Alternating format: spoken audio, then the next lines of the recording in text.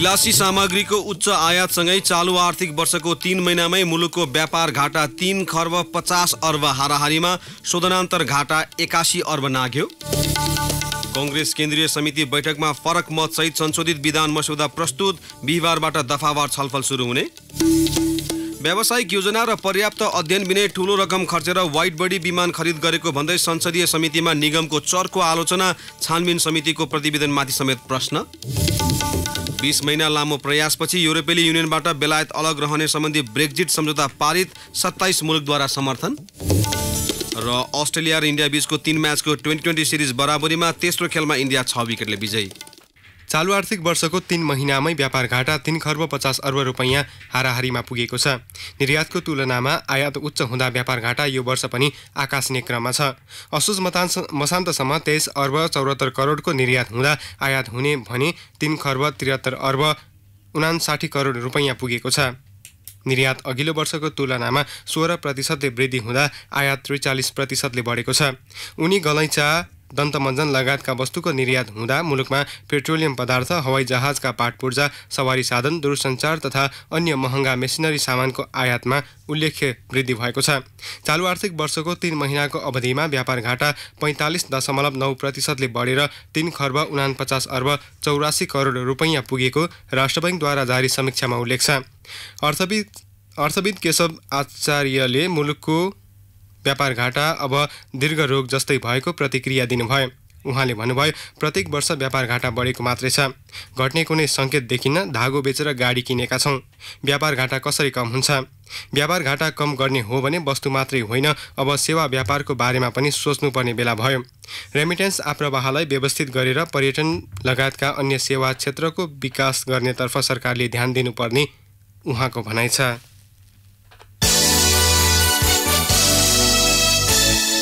महासमिति बैठकमा पेश गर्ने पार्टीको विधान मस्यौदा गर्न गठित समितिले नेपाली कांग्रेसको कार्यसमिति बैठकमा फरक मतसहितको प्रतिवेदन पेश गरेको छ। ललितपुरको सानेपा स्थित पार्टी मुख्यालयमा आज बसेको बैठकमा विधान मस्यौदा समितिका संयोजक महामन्त्री पूर्णबहादुर खड्काले समिति सदस्यकै फरक मतसहितको प्रतिवेदन पेश गर्नुभएको हो।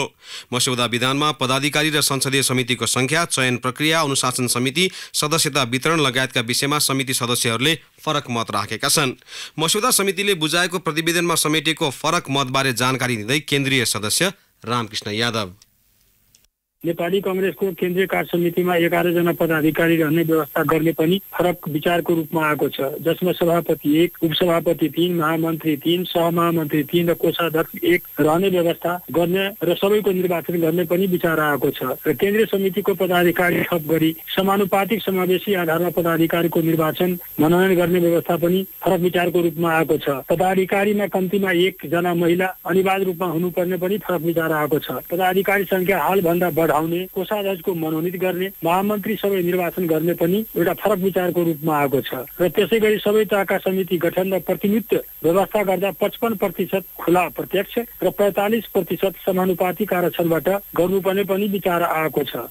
मस्यौदामाथि थप अध्ययन गरेर मङ्सिर 13 गतेदेखि दफावार छलफल सुरु गरिने कांग्रेसले जनाएको छ। विधान मस्यौदामा केन्द्रीय कार्य समितिको संख्या 141 बनाउने, 45 विभाग रहेकोमा 28 वटा रहने, संघीय निर्वाचन क्षेत्र महाधिवेशन प्रतिनिधिको संख्या 14 जना कायम गर्ने, जसमा 1 जना क्षेत्रीय सभापति रहने लगायत प्रस्ताव गरिएको छ। फरक मतसहितको प्रस्तावमाथि हुने छलफलमा धेरै सदस्यको राय आउने प्रस्तावलाई महासमिति बैठकमा लैजाने कांग्रेसको तयारी छ। महासमिति बैठक अघि विधानमाथि मतदान गरेर निर्णय लिनुपर्ने अवस्था आउन नदिन नेतृत्व सचेत रहेको नेता यादवले बताउनुभयो।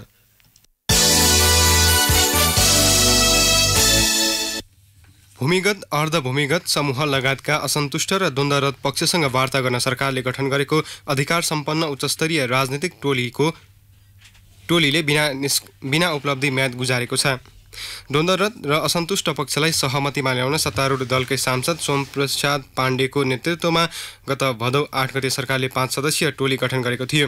मधेस आन्दोलनसहित अन्य आन्दोलन र सरकारवाला पक्षसँग सरकारको तर्फबाट वार्ता गरी सहमति, सम्झौता, समझदारीका विषयमा अध्ययन विश्लेषण गरी कार्यान्वयनका लागि सुझाव तय गर्ने कार्यदेश पाएको सो वार्ता टोलीको म्याद हिजो मध्यरातीपछि सकिएको छ। 3 महिनाको समयावधिमा 19 वटा समूहसँग प्रारम्भिक चरणको वार्ता मात्रै भएको वार्ता समिति सदस्य एवं सांसद ताराकान्त चौधरीले बताउनुभयो। 24-25 वटा समूहलाई पहिचान गरेका छु। करिब 19 वटा समूहसँग फर्स्ट चरणको वार्ता गरेका छु। उनीहरूसँग के अभियोगमा कति कैदीबन्दी कुन जेलमा छ त्यसको लागि मिसिलले दिएका छ अनि त्यो मिसिल हेरेर के प्रकृतिको मुद्दा छ, विभिन्न जेलहरूमा हुनुहुन्छ उहाँहरू, त्यहाँबाट सोधपुछ गरेर अनि फाइन्ड आउट गर्दैछु के कस्तो मुद्दा छ। एउटा समूहले एकजनाको नाम दिएको छ, अर्को समूहले पनि त्यही नाम दिएको छ। त्यस्तो केलाउने कुराहरू भइरहेको छ। करिब 80-90 जनाको फाइन्ड आउट भइसकेका छ। वार्ता समितिले सरकारलाई बुझाएको प्रतिवेदनमा कुनै पनि समूहसँग पूर्ण सहमतिको वार्ता नभएको उल्लेख गरेको छ। समय अभावमा विभिन्न समूहसँग वार्ता गर्न नसकिएको भन्दै समितिले 3 महिनासम्म म्याद थप्न सरकारसँग आग्रह गरेको छ। नेत्रविक्रम चन्द नेतृत्वको Nepal communist party, CK Raut नेतृत्वको स्वतन्त्र मधेस गठबन्धनसँग भने वार्ताको प्रक्रिया नै अघि नबढेको समिति सदस्य चौधरीले बताउनुभयो। विप्लवजीको कुरा अब हाम्रो संयोजकजी हुनुहुन्छ, उहाँले केही तल स्तरको साथीहरूसँग कुराहरू भइरहेको छ। अलि उच्च स्तरको मान्छेहरूसँग कुरा गराउनुहोस्, के कस्तो विचार छ, के कस्तो कुराहरू छ, त्यो आएपछि हामी चिठी पठाउने त्यस्तो कुराहरू चलिरहेका छन्। उहाँहरूले माथिल्लो स्तरको नेतृत्वहरूसँग कुरा गराउन सक्नु भएन, त्यसले पत्र पठाएको छैन। सिकेको कस्तो कुरा छ भनेदेखि राष्ट्रै विखण्डन गर्ने किसिमको कुराहरू उहाँको छ। विखण्डनकारीहरूसँग कुरो गर्न भन्नुभएको छैन हामीलाई। मधेसका स्वतन्त्र समूहसँग बढी वार्ता गरेको समितिले जयकृष्ण गोइत लगायतका केही समूहले संयुक्त राष्ट्रसङ्घका प्रतिनिधिको रोहबर मागेपछि छलफल अघि बढाउन सकेन। पूर्वी क्षेत्रलाई आधार मानेर राजनीति गरिरहेका विभिन्न असन्तुष्ट समूहसँग सकारात्मक वार्ता भएको समिति सदस्य चौधरीले बताउनुभयो। महिलामाथि हुने सबै खाले हिंसा अन्त्यका लागि विश्वभर हरेक वर्ष नोभेम्बर 25 देखि 16 दिनसम्म महिला हिंसा विरुद्धको अभियान चलाइन्छ। घरेलु हिंसा, बलात्कार, मानसिक तनाव, बाल यौन दुर्व्यवहार, जबरजस्ती विवाह, मानव बेचबिखन, श्रम शोषण लगायत विभिन्न विषयमा जनचेतना जगाउन तथा न्यूनीकरणका लागि महिला हिंसा विरुद्धको अन्तर्राष्ट्रिय दिवस मनाउने गरिन्छ। तर नेपालको हकमा महिला हिंसाका घटनामा भएको बढोत्तरी रोक्न सकिएको छैन। हरेक क्षेत्रमा जस्तै सार्वजनिक यातायातमा पनि महिलाले हिंसाको शिकार हुनु परेको छ। यस्ता घटना न्यूनीकरणका लागि साझा यातायातले सार्वजनिक यातायातमा हुने यौन हिंसा विरुद्धको अभियान सुरु गरेको छ। सार्वजनिक यातायातमा हुने यौन हिंसा न्यूनीकरणका लागि साझा यातायातले अभियान सुरु गरेको छ। साझाले आफ्ना सबै बसहरूमा यौन हिंसा विरोधी भिडियो क्लिप्स देखाउने, पोस्टर टाँस्ने, चालक र सहयोगीलाई सचेतना तालिम दिने भएको छ। अभियानको सुरुवात साझाबाट भए पनि मुलुकभर नै सार्वजनिक यातायातमा यौन हिंसा विरोधी अभियान आवश्यक रहेको साझा यातायातका अध्यक्ष कनकमणि दीक्षित बताउनुहुन्छ। अन्य यातायातमा पनि विभिन्न जुझारुहरूले यो कुरालाई लिएर जाउन्। महिला मात्र होइन, पुरुषहरू जागरिक हुन् कि 10,000 महिलाहरू हरेक दिन एक्लै बसमा यात्रा गरे हुनुहुन्छ। उहाँहरूमाथि केही पनि दुराचार नहोस् भन्ने हिसाबले त्यतातिर लाग्दैछौँ। साझाको अभियानमा ट्राफिक प्रहरी, जोन्टा नेपाल र सभा नेपाल लगायत सामाजिक संस्थाको साथ छ। साझा यातायातपछि उपत्यकाभित्रका सार्वजनिक सवारी र केही समयपछि मुलुकभरका सबै सार्वजनिक सवारीमा यौन हिंसा विरुद्धको अभियान चलाइने महानगरीय ट्राफिक महाशाखा प्रमुख उपरीक्षक बसन्त पन्तले बताउनुभयो। महिलाले ढुक्क र सहजताका साथ सार्वजनिक यातायात प्रयोग गर्न सकुन् भनी अभियान चलाइएको उहाँको भनाइ छ। 2 हप्तासम्म हरेक यातायातमा सचेतनामूलक कार्यक्रमहरू गर्ने, त्यस्ता हिंसालाई न्यूनीकरण गर्नका निमित्त कारबाहीका प्रक्रिया पनि अगाडि लाने, अपराध आचार संहितामै छ 20,000 र 3 वर्ष जरिमानासम्मको ठूलो सजाय पनि छ। सार्वजनिक यातायातमा दिनहुँ हुने यौन हिंसाका घटना न्यूनीकरणका लागि यस्ता अभियान सार्थक हुने अभिनेत्री एवं जोन्टा क्लबकी सदस्य रिचा शर्माको तर्क छ। हरासमेन्ट केसेसहरूलाई चाहिँ अलिकति न्यून हुन्छ कि भन्ने आशाले र हुन्छ जस्तै लाग्छ। बसमा कुनै पनि किसिमको त्यस्तो हिंसा हुन्छ जसले तपाईँ कम्फर्टेबल हुनु नभने तपाईँले तुरुन्तै हटलाइनमा फोन गरेर चाहिँ कम्प्लेन गर्न सक्नुहुन्छ। सार्वजनिक यातायात बाहेक यौन हिंसा विरुद्धको अन्य उजुरीका लागि हटलाइन नम्बर 1145, प्रहरीको 100 र 103 मा फोन गर्न सकिने व्यवस्था छ। सरकार, महिला अधिकार कर्मी तथा यौन हिंसा विरोधी अभियानकर्ताहरूले हिंसा न्यूनीकरणका लागि विभिन्न अभियानहरू सञ्चालन गरे पनि पूर्ण रूपमा प्रभावकारी हुन भने सकेका छैनन्। जनचेतना भन्दा पनि नियत नै परिवर्तन गर्ने गरी कानूनी कारबाही अघि नसारेसम्म यौन दुर्व्यवहारका घटनामा कमी ल्याउन सकिने देखिँदैन। त्यसैले निजी भन्दा पनि सरकारी तवरले हिंसा विरोधी कानून कार्यान्वयनमा ध्यान दिन जरुरी छ।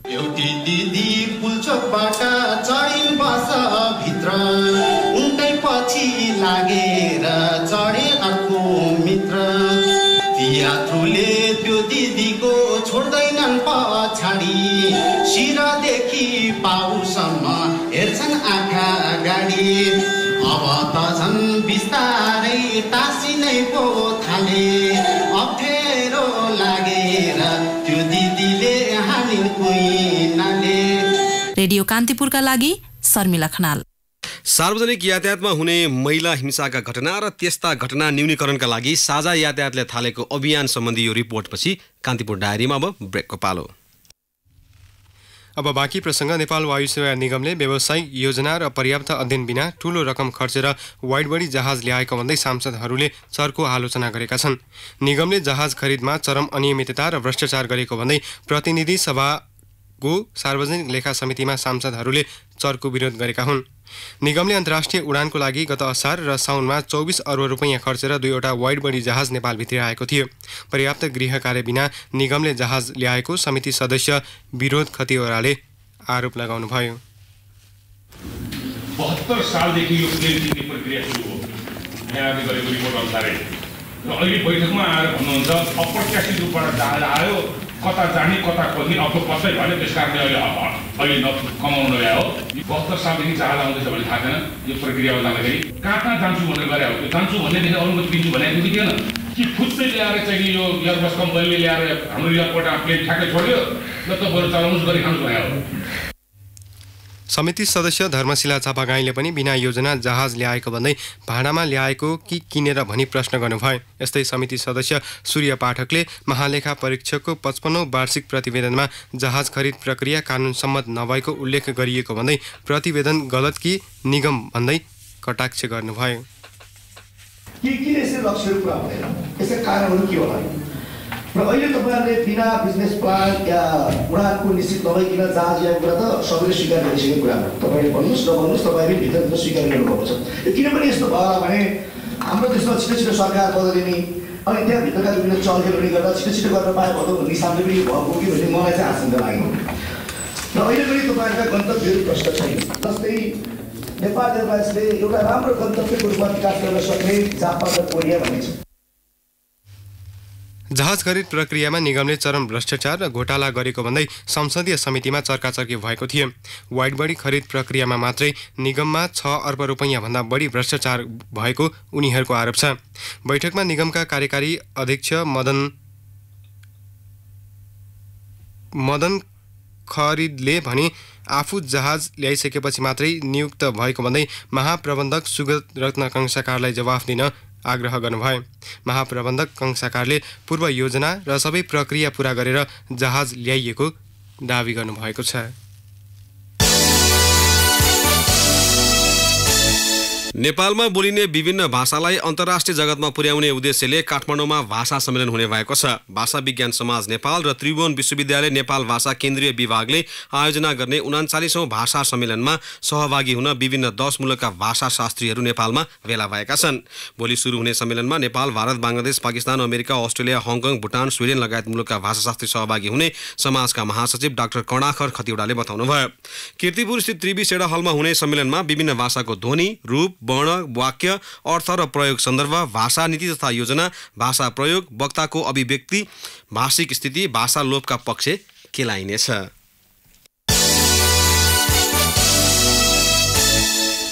शिक्षा विज्ञान र प्रविधि मन्त्री गिरिराजमणि पोखरेलले डाक्टर गोविन्द केसीसँग भएको सहमति कार्यान्वयन गर्ने प्रतिबद्धता दोहोर्याउनु भएको छ। संसदको शिक्षा तथा स्वास्थ्य समिति अन्तर्गतको राष्ट्रिय चिकित्सा स्वास्थ्य विधेयक कार्यान्वयन उपसमितिको आजको बैठकपछि सञ्चारकर्मीसँग उहाँले यस्तो प्रतिबद्धता जनाउनु भएको हो। उपसमितिका संयोजक भैरव बहादुर सिंहको संयोजकत्वमा बसेको बैठकमा अधिकांश सांसद र संशोधनकर्ताले सरकार र डाक्टर केसी बीच भएको सहमति लागू हुनेमा शङ्का व्यक्त गर्दै मन्त्री पोखरेलको ध्यानाकर्षण गराएका थिए। राष्ट्रिय चिकित्सा शिक्षा विधेयक 2075 का सम्बन्धमा सम्बन्धित समिति र उपसमितिमा दफावार छलफल भइरहेको छ।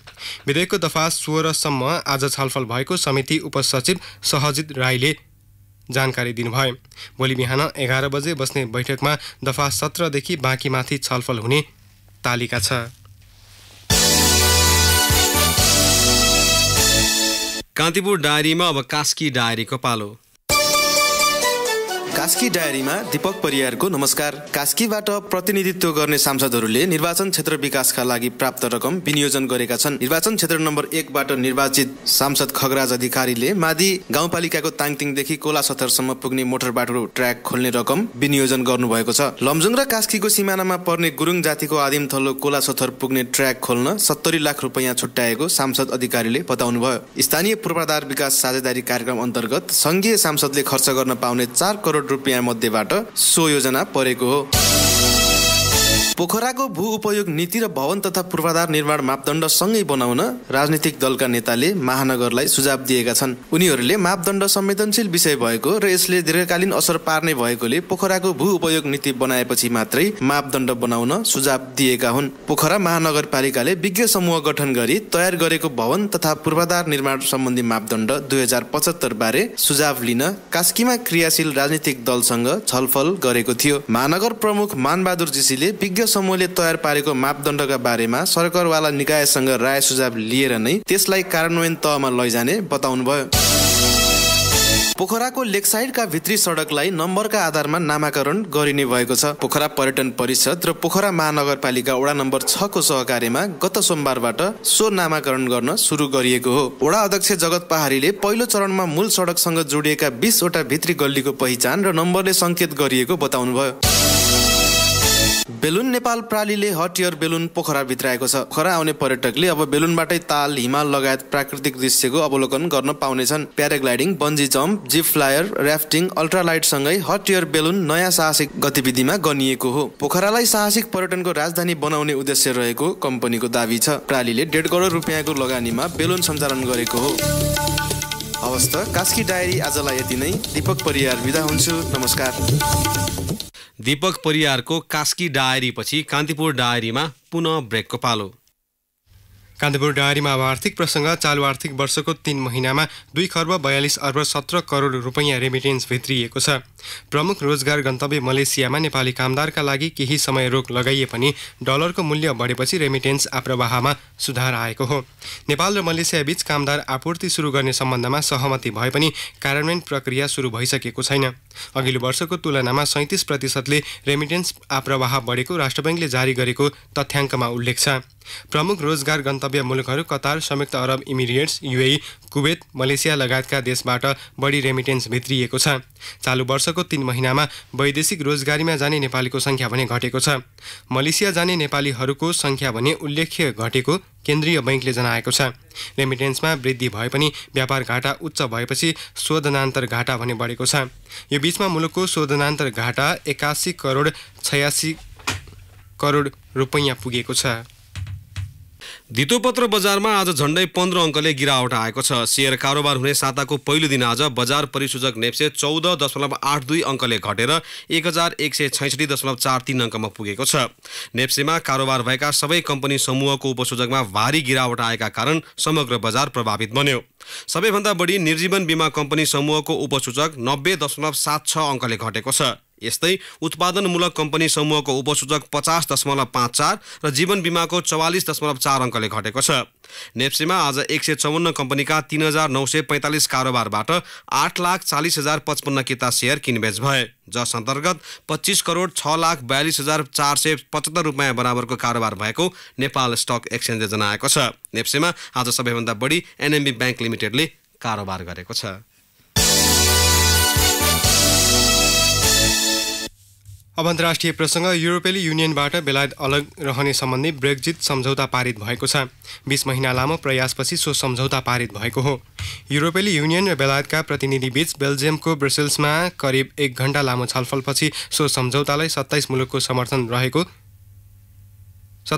समर्थन गरेको बीबीसीले उल्लेख गरेको छ। सम्झौतामा बेलायत ईयूबाट अलग भएको घोषणासहित आगामी दिनमा दुई पक्षबीच रहने सम्बन्धबारे उल्लेख गरिएको छ। सो सम्झौता अब बेलायती संसदबाट पारित हुनुपर्नेछ। बेलायतका अधिकांश सांसदले भने सो सम्झौताको विरोध गर्दै आएका छन्। सम्झौतामाथि बेलायतमा आगामी डिसेम्बरको पहिलो साता मतदान हुने अनुमान गरिएको छ, तर लेबर लिबडेम्स लगायतका पार्टीले विपक्षमा मतदान गर्ने तयारी गरिरहेका छन्। बेलायती प्रधानमन्त्री मेले भने बेलायतको उज्जवल भविष्यका लागि ब्रेक्जिट आवश्यक भएको भन्दै सम्झौतामा सहयोगको अपिल गर्नुभएको छ। युरोपेली कमिसनका अध्यक्ष जिन क्लाउड जङ्करले पनि यो सम्झौताको विकल्प नभएकाले विरोध गर्नुको अर्थ नरहेको बताउनु भएको छ। सन् 2016मा भएको जनमत संग्रहको परिणाम बमोजिम बेलायतले EUबाट अलग हुने प्रक्रिया थालेको थियो। बेलायत सन् 2029 मार्चबाट पूर्ण रूपमा युरोपेली युनियनबाट अलग रहने तय भइसकेको छ।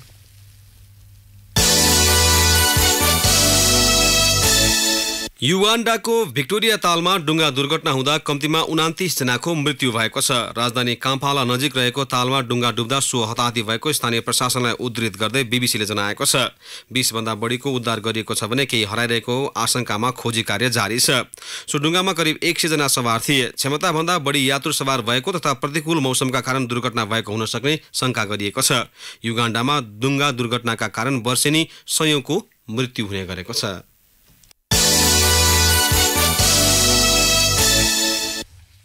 अब खेल प्रसङ्ग। अस्ट्रेलिया र इन्डिया बीचको 3 म्याचको 2020 सिरिज बराबरीमा सकिएको छ। सिडनीमा तेस्रो तथा निर्णायक म्याचमा भ्रमणकारी टोली इन्डियाले घरेलु टोलीमाथि 6 विकेट जित दर्ता गरेसँगै सिरिज 1-1 को बराबरीमा टुङ्गिएको हो। दोस्रो म्याच वर्षाले स्थगित भएको थियो। टस जितेर पहिले ब्याटिङ गरेको अस्ट्रेलियाले निर्धारित ओभरमा 6 विकेट गुमाएर 164 रन जोडेको थियो। 165 रनको लक्ष्य इन्डियाले खेल सकिन 2 बल बाँकी छँदै 4 विकेटको क्षतिमा भेटायो। इन्डियाको जितमा क्याप्टेन विराट कोहलीले अभिजित 61 रनको योगदान गरे। यस्तै शिखर धवनले 41 र रोहित शर्माले 23 रन जोडे। दिनेश कार्तिक 22 रनमा अभिजित रहे। अस्ट्रेलियाका Mitchell stars, Adam Zampa, Glenn Maxwell र एन्ड्रयू टाईले 1 विकेट लिए। यसअघि हार्दिक पाण्ड्याले किफायती बलिङ गरेपछि अस्ट्रेलियालाई मध्यम योगफलमा रोक्न इन्डिया सफल भएको थियो। अस्ट्रेलियाका डीआरकी शर्टले 33 र आरोन फिन्चले 28 रनको योगदान गरे। एलेक्स क्यारीले 27 र मार्क स्टोनिसले अभिजित 25 रनको योगदान गरे। सिरिजको पहिलो म्याच अस्ट्रेलियाले 4 रनले आफ्नो पक्षमा पारेको थियो। छैटौं संस्करणको 2020 महिला विश्वकप क्रिकेटको उपाधि अस्ट्रेलियाले जितेको छ। फाइनलमा आज इङ्ल्यान्डलाई 8 विकेटले हराउँदै अस्ट्रेलियाले चौथो पटक 2020 महिला विश्वकपको उपाधि उचालेको हो। यसअघि उसले सन् 2010, 12 र 14 को उपाधि पनि पोल्टोमा पारेको थियो। इङ्ल्यान्डले दिएको 106 रनको चुनौती कंगारू टोलीले 15.1 ओभरमा मात्र 2 विकेट गुमाएर भेट्टायो। तेस्रो विकेटका लागि मेग लानिङ र एस्ले गार्डनरले 62 रनको साझेदारी गर्दै टोलीको उपाधि पक्का गरेका थिए। यसअघि नर्थ साउन्डमा पहिले ब्याटिङ गरेको इङ्ल्यान्ड 2 बल अगावै 105 रनमा अल आउट भएको थियो। ड्यानियल वोटले 43 र क्याप्टन हारेथ नाइटले 25 रन बनाएको इङ्ल्यान्डमा का अन्य ब्याट्समनले दोहोरो अङ्क छुन सकेनन्। अस्ट्रेलियाकी एस्ले गार्डनरले 3 तथा जर्जिया वारहेम र मेगन सुटले समान 2 विकेट लिए। जाँदा मुख्य प्रसङ्ग पुनः एकपटक। विलासी सामग्रीको उच्च आयातसँगै चालु आर्थिक वर्षको 3 महिनामै मुलुकको व्यापार घाटा 3 खर्ब 50 अर्ब हाराहारीमा शोधनान्तर घाटा 81 अर्ब नाग्यो। कांग्रेस केन्द्रीय समिति बैठकमा फरक मतसहित संशोधित विधान मस्यौदा प्रस्तुत। बिहिबारबाट दफावार छलफल सुरु हुने। व्यावसायिक योजना र पर्याप्त अध्ययन बिनै ठूलो रकम खर्चेर वाइड बडी विमान खरिद गरेको भन्दै संसदीय समितिमा निगमको चर्को आलोचना। छानबिन समितिको प्रतिवेदनमाथि समेत प्रश्न। 20 महिना लामो प्रयासपछि युरोपेली युनियनबाट बेलायत अलग रहने सम्बन्धी ब्रेक्जिट सम्झौता पारित, 27 मुलुकद्वारा समर्थन। र अस्ट्रेलिया र इन्डिया बीचको 3 म्याचको 2020 सिरिज बराबरीमा, तेस्रो खेलमा इन्डिया 6 विकेटले विजयी। अवश्य साथीहरूलाई कान्तिपुर डायरी समाप्त हुन्छ। राति 8 बजे सेक्युरिटी एन्ड क्राइम डायरीका साथ आउने नै छौँ। तबसम्मका लागि सुरज र पवनलाई आज्ञा दिनुहोस्। नमस्कार।